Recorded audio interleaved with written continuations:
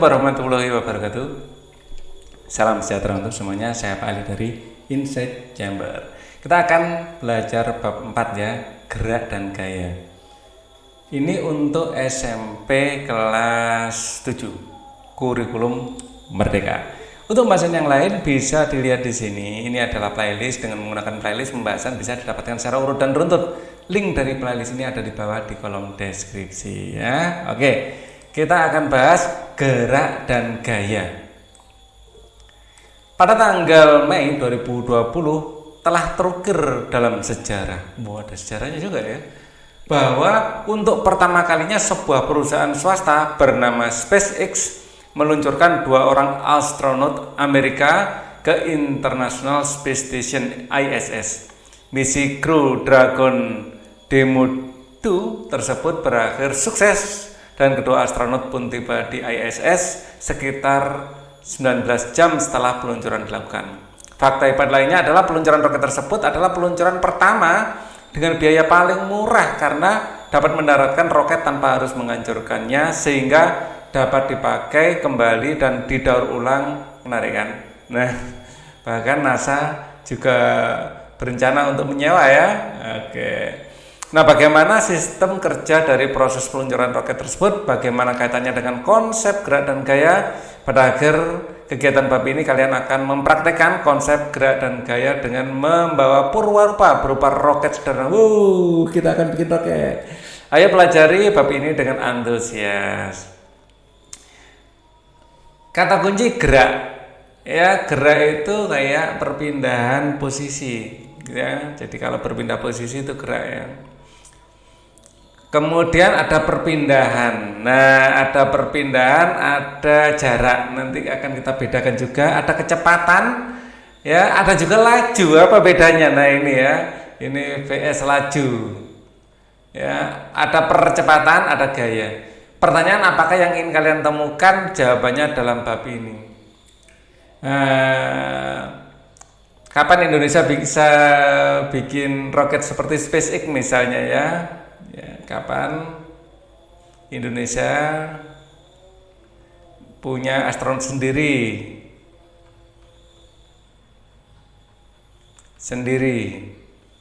Ya, kalau di Amerika disebut astronot, kalau di Rusia disebut kosmonot. Cina juga punya istilah lain, kita bikin sendiri ya. Oke, ya ini pertanyaan ya. Nah, terus kemudian mungkin kita juga bertanya-tanya. Tadi Pak Ali bilang kecepatan beda laju. Apa beda kecepatan dan laju misalnya?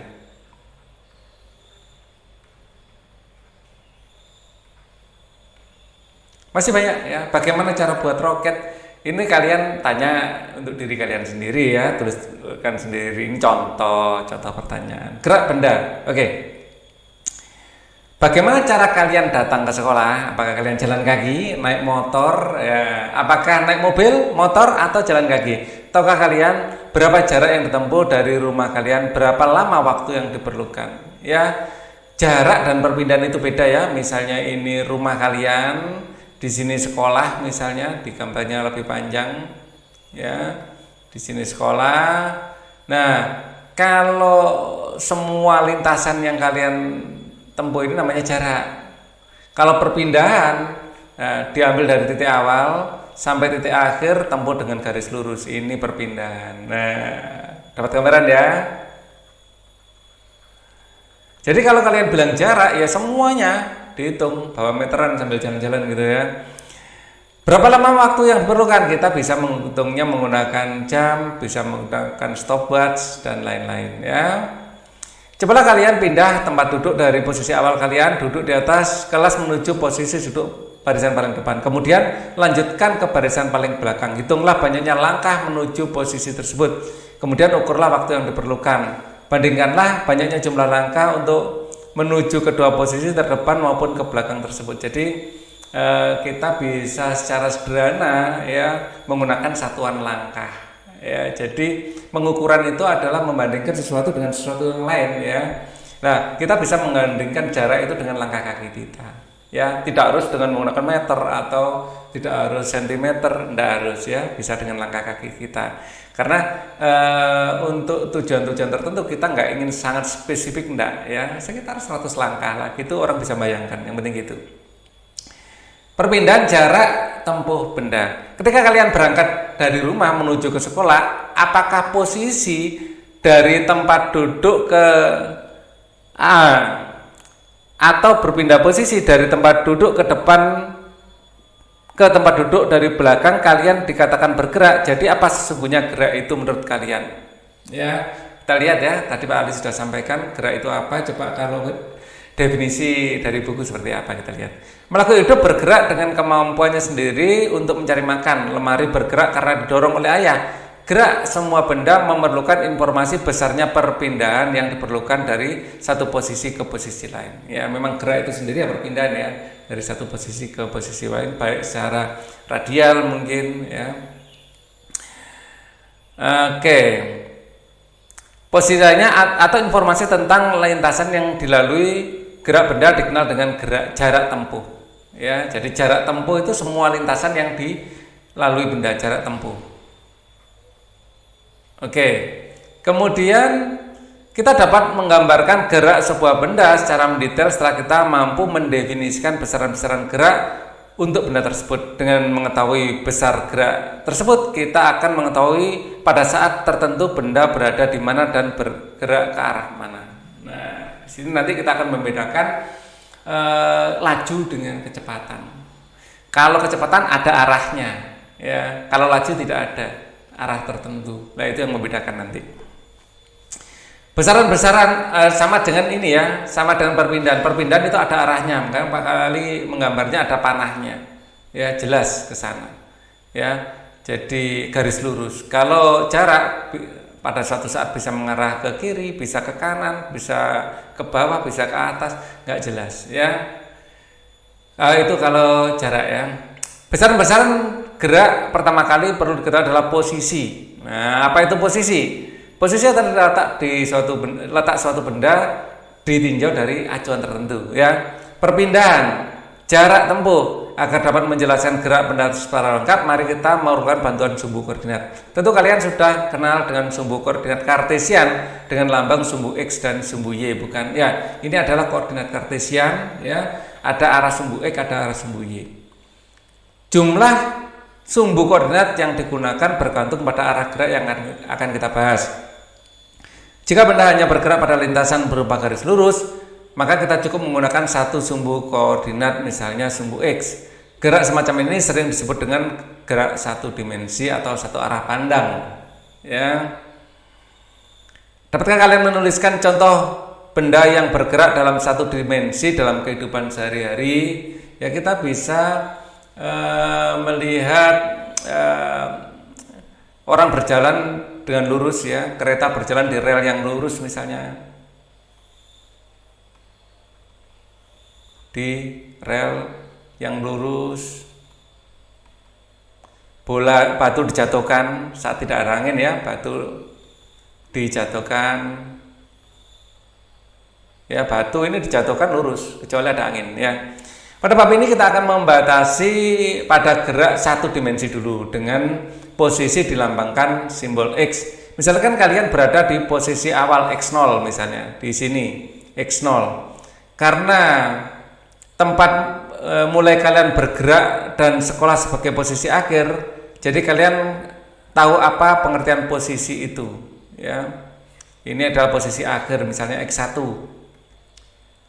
Posisi adalah letak suatu benda ditinjau dari titik acuan tertentu ya, letak suatu benda ditinjau dari acuan tertentu. Itulah posisi. Besar total perpindahan yang kalian lakukan adalah pengurangan nilai dari posisi akhir terhadap posisi awal. Jika jumlah kalian sebagai posisi awal dan sebagai titik acuan, maka rumah kalian dapat diberi angka meter O, misalnya di sini 0 ya. Adapun posisi sekolah terhadap rumah kalian misalnya memiliki nilai 100 meter, misalnya di sini 100 ya. Dapat dengan mudah kalian menghitung total perpindahan. Perpindahan adalah X1 dikurangi X0 yaitu 100 dikurangi 0 ya, nilainya adalah 100. Oke, ungkapan tersebut dapat dirumuskan sebagai berikut. Nah, delta X sama dengan XT min X0 ya.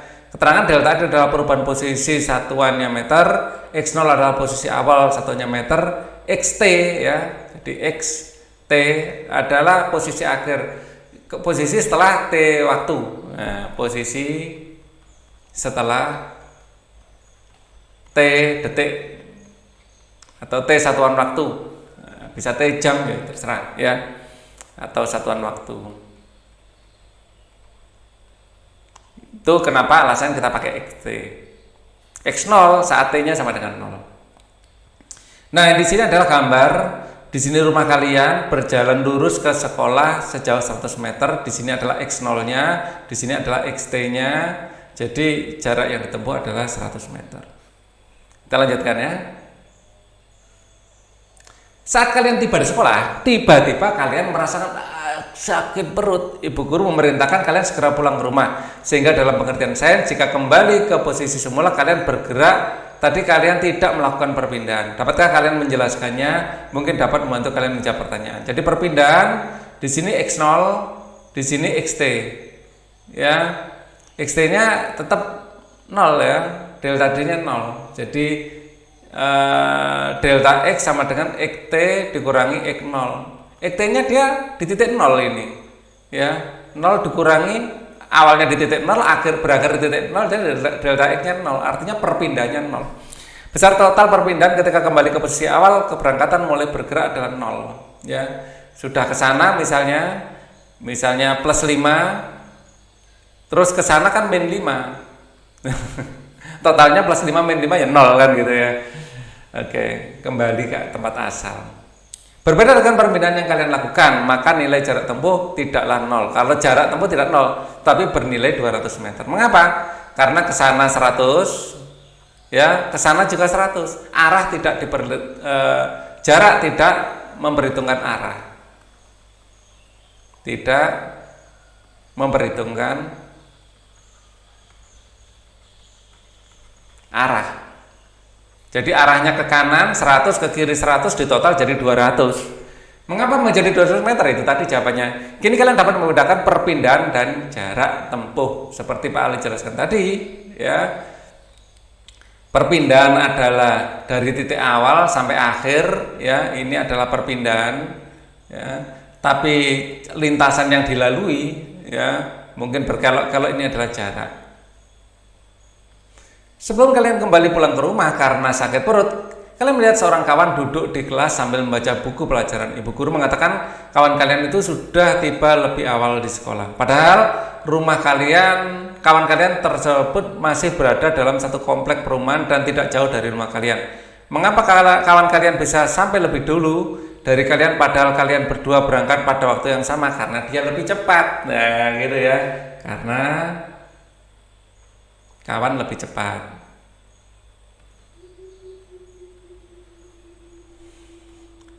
Selidiki, ternyata kawan kalian tersebut menempuh jalan yang berbeda atau jaraknya berbeda, lebih cepat ya. Ia menggunakan sepeda melalui jalan-jalan pintas menuju ke sekolah. Dari sini dapat dikatakan bahwa kawan kalian dan kalian tersebut memiliki jarak tempuh yang berbeda ya. Bisa lebih cepat atau jarak tempuh berbeda ya.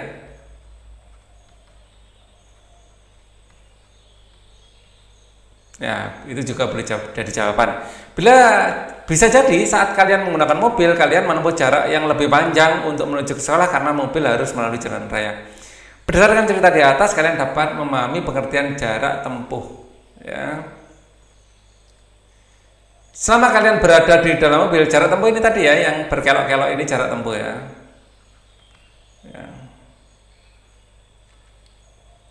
Selama kalian berada di mobil menuju sekolah, kalian melintasi seorang yang sedang diam di tepi jalan raya. Orang tersebut melihat bahwa kalian sedang bergerak bersama mobil terhadap sebuah kota yang kalian tinggali. Kalian yang sedang berada di dalam mobil akan melihat bahwa pengamat bergerak juga dengan arah yang berlawanan dengan gerak mobil. Jadi sebuah benda dikatakan bergerak tergantung dari pengamat dan titik yang digunakan.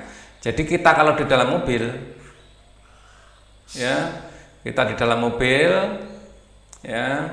Nah, kita bergerak terhadap lingkungan, bergerak terhadap batu-batu yang ada di pinggir jalan, bergerak terhadap pohon, ya. Tetapi kita diam terhadap misalnya sopir atau misalnya tas kita yang ada di belakang kita, itu kita diam.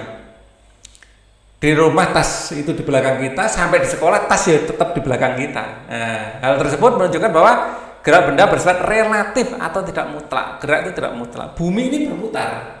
Kita bergerak dengan kecepatan yang sangat tinggi, tapi ini tempat kue ini tetap di sebelahnya Pak Ali dari tadi.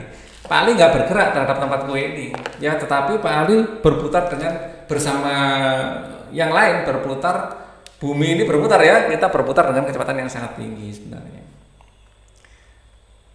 Apakah kita semua bergerak relatif? Iya dong. Ya, menurut kalian, apakah orang yang di pinggir jalan benar-benar bergerak? Belum tentu. Ya, menurut sistem di bumi, ya. Jadi kalau kita bilang gerak, sistem apa yang kita lihat? Skup pembicaraan kita di mana? Ya, kalau ke skupnya galaksi Bima Sakti, ya semua orang bergerak, ya kan gitu.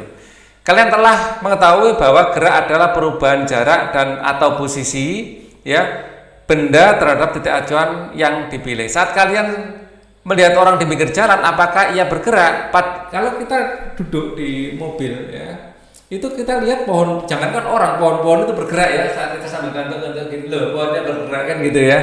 Nah, apakah termasuk gerak nyata atau gerak semu? Ini termasuk gerak semu, ya, ini tidak. Ya, ini termasuk gerak semu.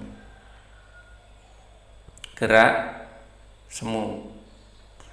Pernah pada suatu saat Pak Ali naik kapal laut, ya, kapalnya Pak Ali masih diam, kapal sebelah sudah berangkat. Itu Pak Ali kira, nah ini masih turunkan penumpang kok kapalnya bergerak, ya. Tak kira Pak Ali yang bergerak, ternyata kapal sebelah. Gerak semu adalah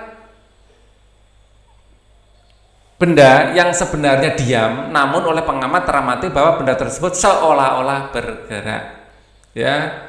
Gerak semu biasanya diakibatkan oleh karena pengamat yang sedang berada dalam satu sistem yang bergerak.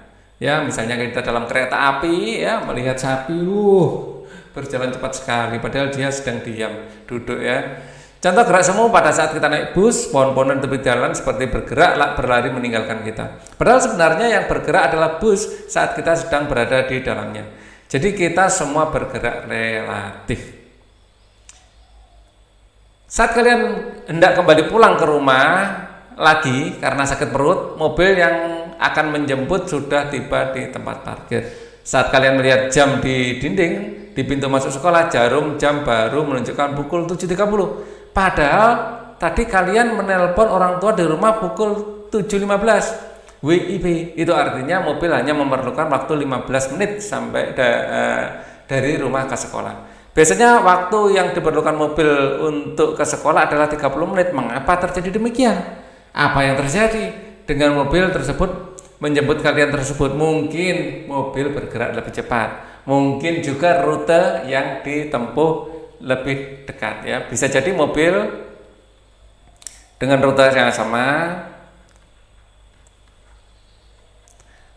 namun bergerak lebih cepat.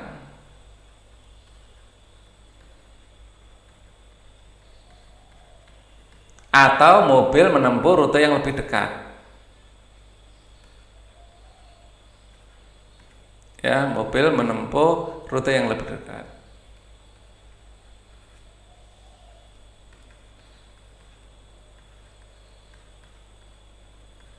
Oke, kenapa waktu tiba bisa berbeda? Jarak yang ditempuh suatu benda diukur dari seberapa jauh benda itu bergerak dari titik acuan sebagai posisi awal. Kalian juga telah mengetahui bahwa perpindahan adalah seberapa jauh suatu benda berpindah dihitung dari titik awal acuan tanpa memperhatikan bentuk lintasan, apakah berkelok-kelok ke kanan atau lurus. Itu perpindahan, ya. Jadi di sini A, di sini B, perpindahan itu garis lurus ini perpindahan. Ya, semua diukur dengan menarik garis lurus dari posisi awal, ya, hingga posisi akhir, ya.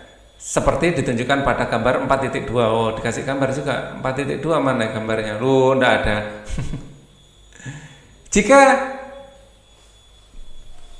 Jika jarak tempuh dari mobil yang tiba untuk menjemput kalian dibandingkan parameter waktu, maka akan didapatkan sebuah informasi penting lainnya dalam konsep gerak, yaitu dikenal dengan kelajuan.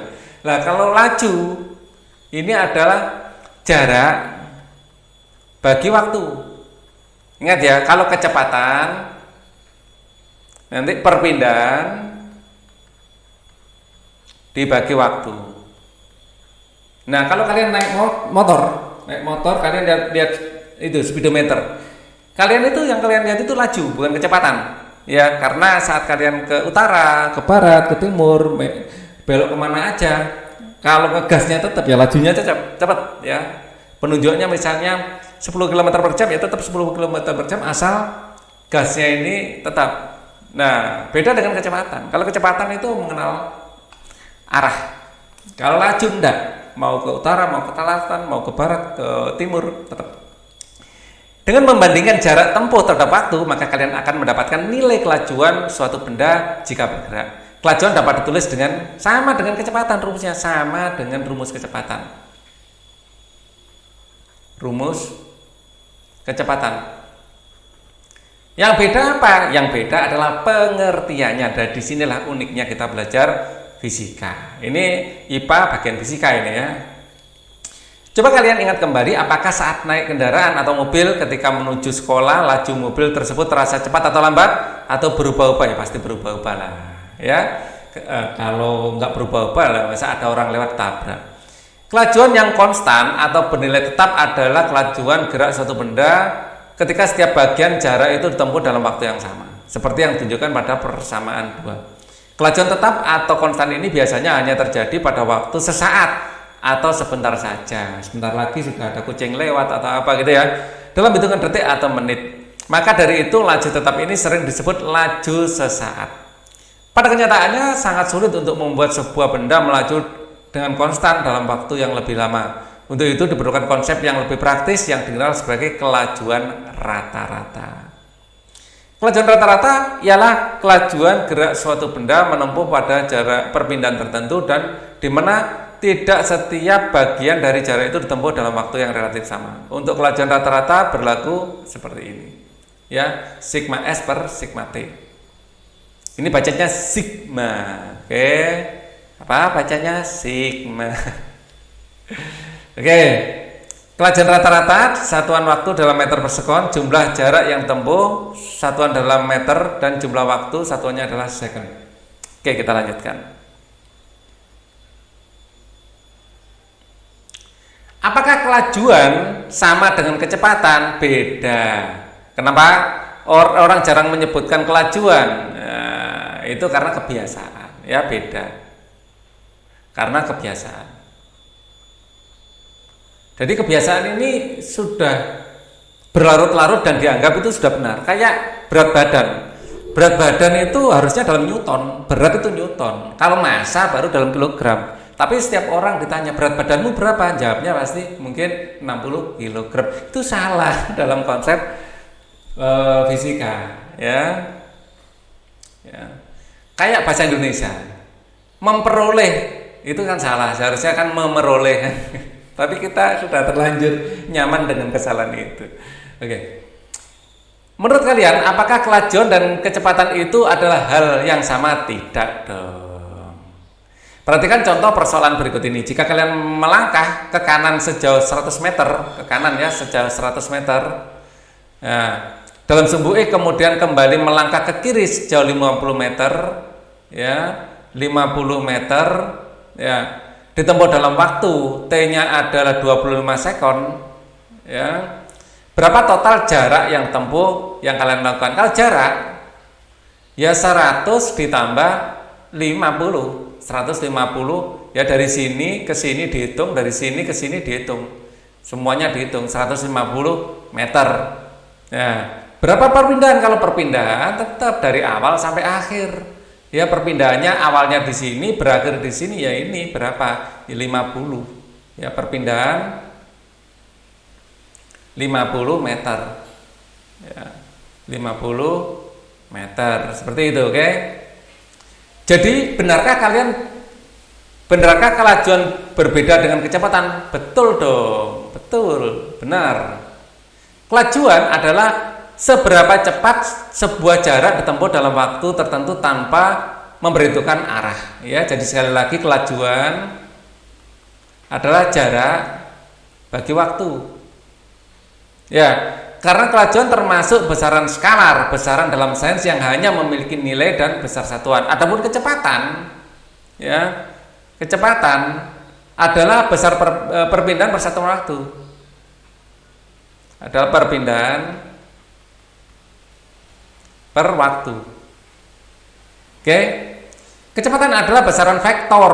Ini adalah skalar. Kalau kecepatan ini vektor. Ya, besarannya vektor. Memiliki besar dan satuan dan juga harus dinyatakan dalam arah kemana benda tersebut bergerak. Dengan kecepatan 100 km per jam ke utara. Nah, seperti itu ya. Bagaimana kita menghitung kecepatan sebuah benda? Jika mobil yang menjemput kalian tiba lebih awal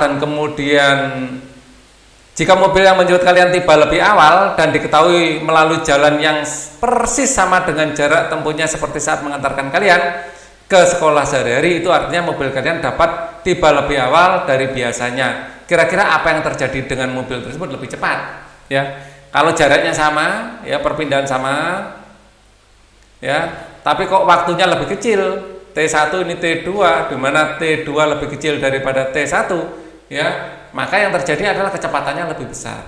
Ya, mobil memiliki kecepatan lebih besar, bergerak dengan kecepatan lebih besar. Kecepatan berbanding terbalik dengan waktu, ya, berbanding terbalik dengan waktu. Oke, kita lanjutkan. Dari ilustrasi di atas tentu kalian dapat memahami apa yang dimaksud dengan kecepatan. Menurut kalian bagaimana kita dapat menghitung kecepatan sebuah benda ketika bergerak? Dengan menghitung, ya, membagi, ya, perpindahan yang dilakukan dengan waktu yang diperlukan.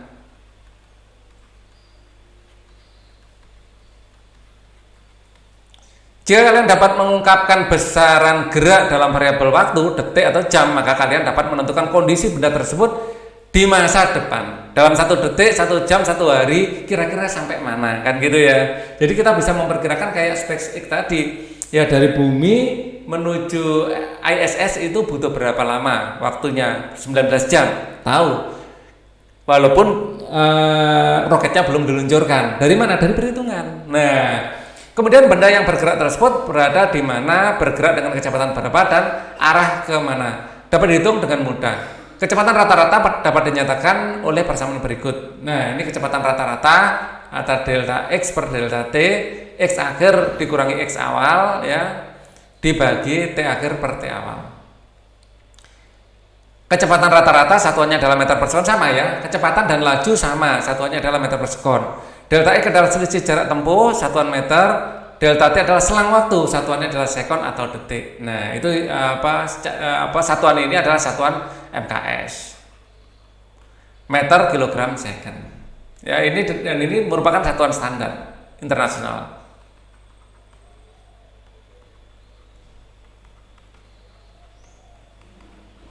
Kita lanjutkan, ya. Percobaan 1, balapan berpindah posisi. Ajaklah 2 orang teman kalian untuk adu balap pindah posisi tempat duduk. Kalian dapat menyusun 4 bangku dengan cara yang berbeda-beda. Ajak teman kalian untuk melakukan hal yang sama. Kalian dapat mengetahui jarak tempuh dari bangku pertama hingga bangku ketiga atau terakhir dengan menghitung banyaknya langkah kaki yang diperlukan. Saat kalian dan teman kalian adu balap pindah posisi dari bangku 1 ke bangku terakhir dengan berjalan cepat, gunakan stopwatch atau jam tangan untuk mengetahui berapa lama waktu yang diperlukan untuk mencapai bangku terakhir. Apakah kalian dapat mendapatkan kelajuan dari gerakan langkah kaki yang kita lakukan? Bisa. Ya, coba bandingkan dengan kelajuan langkah kaki teman kalian. Ya, ini percobaan ya di sekolah sama Bapak dan Ibu guru. Fakta sains sekarang, mobil tercepat di dunia. Wow, keren ini ya. Apakah kalian pernah naik mobil dengan kecepatan tinggi? Kalau Pak Ali sih ya maksimal 140. Nggak terasa kalau betul. Bagaimanakah rasanya ya? Seberapa cepat mobil atau kendaraan yang kalian tumpangi? Nah ini ya, kita bisa melihat di speedometer. Sebenarnya nggak boleh itu melanggar peraturan kalau kecepatan seperti itu, dan itu membahayakan ya, sangat tidak disarankan. Tapi kadang-kadang nggak nyadar begitu dan sudah terlalu tinggi kecepatannya. Nah, teman kalian mobil tercepat di dunia yang dapat melintas di jalan raya tercatat hingga hari ini mobil tersebut adalah Bugatti Chiron ya, Super Sport 300 Plus. Sebuah mobil sport produksi Bugatti Automobiles SAS, grup otomotif negara Jerman bernama Volkswagen, kita kenal dengan VW ya. Di pabriknya di Molsheim, Prancis, dan dijual dengan merek Bugatti ini mampu mencapai kecepatan 490 km/jam. Ini kecepatan yang insane ya. Jika diubah ke dalam meter per detik, berapakah kalian menentukannya? Ya, bisa dong ya. Jadi 490 km per jam ya, ini akan menjadi 490 km, ini adalah 1000 meter ya, 1000 meter, jam itu 3600 detik. Kita lakukan pertama adalah nyoret nolnya ya, nolnya dicoret 2, jadi tinggal 4900 ya, ini kalikan ini nolnya tambah dibagi 36 ya. Coba kita pakai kalkulator biar cepat. 49.000 ya. 4.900 bagi 36. 136,11. 136,1 meter per second. 136 meter. Jadi 1 detik itu 136 meter, itu cepat sekali. Jumlah produksi Bugatti Chiron Super Sport 300 Plus sangat terbatas, hanya 30 unit dengan harga mulai 3,5 juta euro. 3,5 euro ya, dan sekitar 54,3 miliar rupiah untuk setiap unitnya. Ya, ini salah satu Pak Ali sudah dapat kepastian ya. Pasti Mbak mau beli mobil ini. Dikasih mau ya. Oke. Menurut kalian, kira-kira faktor apa saja yang dapat membuat mobil tersebut dapat melaju begitu cepat? Pasti faktor bodi mobilnya ya, desain dari mobilnya itu streamline, kekuatan mesinnya, nah itu pengaruh ya. Terus desain rodanya banyak yang berpengaruh di situ. Mobil tersebut menjadi mahal harganya. Apa yang saja yang membuat mobil tersebut harganya mahal? Karena untuk mendesain mobil dengan kecepatan seperti itu tidak mudah, butuh penelitian. Untuk mendesain roda yang mampu ya diajak melaju dengan kecepatan seperti itu juga tidak mudah ya. Dari mesinnya, desain semuanya beda dari umumnya, dan ini diproduksi dalam jumlah terbatas. Artinya apa? Untuk risetnya saja membutuhkan biaya yang sangat besar. Jadi harga sekian miliar ini ya salah satunya ya untuk membayar risetnya itu. Itu baru risetnya, belum bikin barangnya.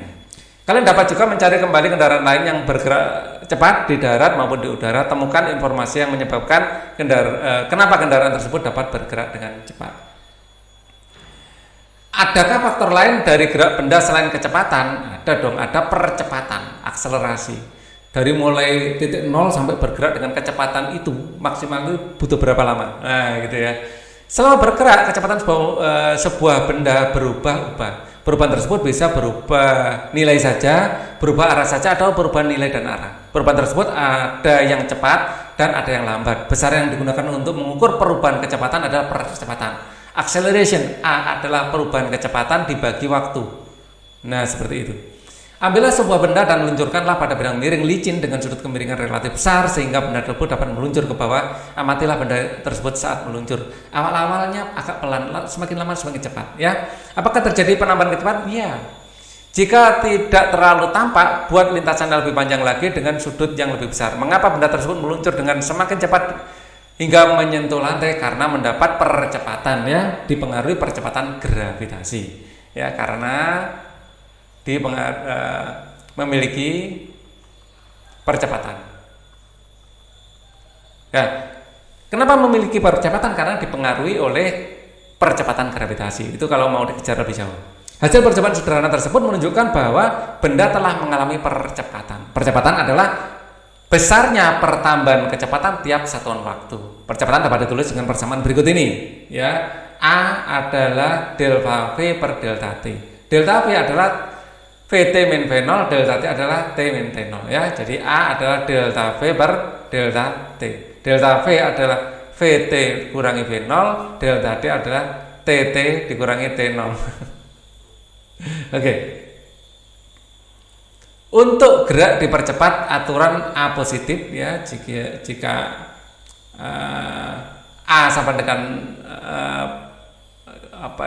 lebih kecil dari 0, A lebih kecil dari 0, ini diperlambat. A sama dengan 0, benda diam atau bergerak dengan kecepatan tetap.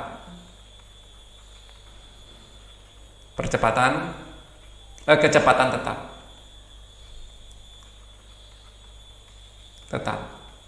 Nah, kalau A lebih besar dari 0, benda dipercepat.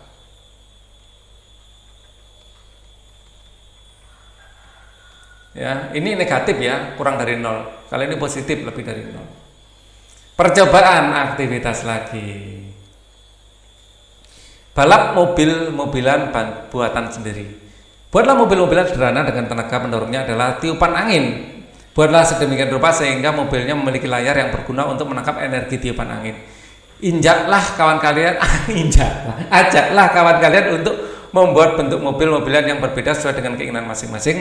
Rancanglah bentuk layar yang paling efektif sehingga membuat mobil-mobilan dapat bergerak dengan cepat, ya. Kita mendesain mobil layar, bukan hanya kapal layar, ya. Setelah mobil-mobilan tersebut jadi, timbanglah masing-masing mobil yang sudah dibuat dengan timbangan yang tersedia sekolah. Kalian dapat balapan dengan teman kalian. Tentukanlah jarak yang tempuh arena balap, gunakanlah stopwatch atau jam tangan untuk menghitung waktu tempuhnya. Ya, jadi masalah waktunya nututi apa sempat apa enggak ini, ya, melakukan percobaan seperti itu. Saat mobil-mobilan balapan, gunakan kipas angin untuk memberikan hembusan angin pada layar mobil. Salinlah tabel 4.1 pada buku catatan, kemudian isilah tabel tersebut untuk mendapatkan analisis percobaan. Ya, mobil 1, masa mobilnya berapa, ukuran layarnya berapa, kecepatan mobilnya berapa. Nah, ini data ini ada data penelitian, ya. Mari kita uji ya, sebelum refleksi terus masuk ke gaya. Kita akan jawab ini. Ya, ini gaya kita tarik ke bawah dulu. Pertanyaan pertama, mari kita jawab. Ini geser ke bawah aja, ya. Nah, biar enak. Faktor apa yang mempengaruhi sebuah benda dapat bergerak cepat? Faktor apakah yang mempengaruhi benda bergerak dengan cepat? Jarak yang ditempuh. Yang pertama adalah jarak yang tempuh, ya. Kemudian yang kedua adalah kecepatan gerak. Benda. Dan yang ketiga adalah percepatan. Percepatan benda.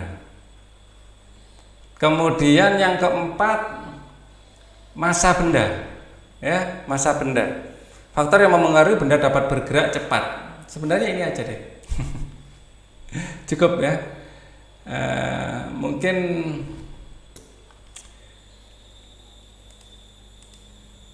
bisa juga ya massa benda, ya, nggak apa-apa, dimasukkan aja deh massa benda. Kita masukkan yang keempat, faktor keempat adalah massa benda.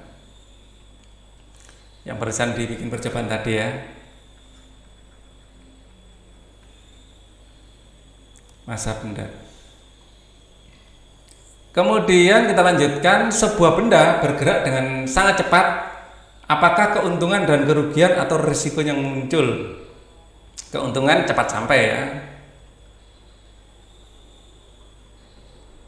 Sebuah benda dengan cepat akan mencapai dalam waktu yang singkat, mencapai jarak yang jauh.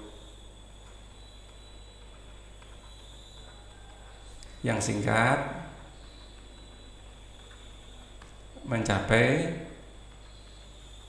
jarak yang jauh.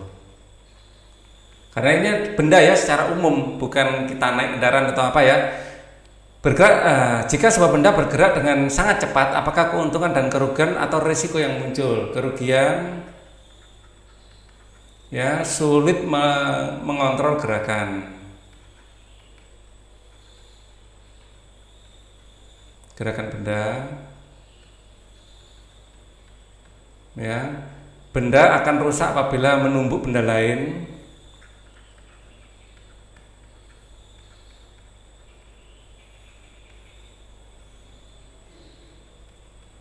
Benda lain saat bergerak.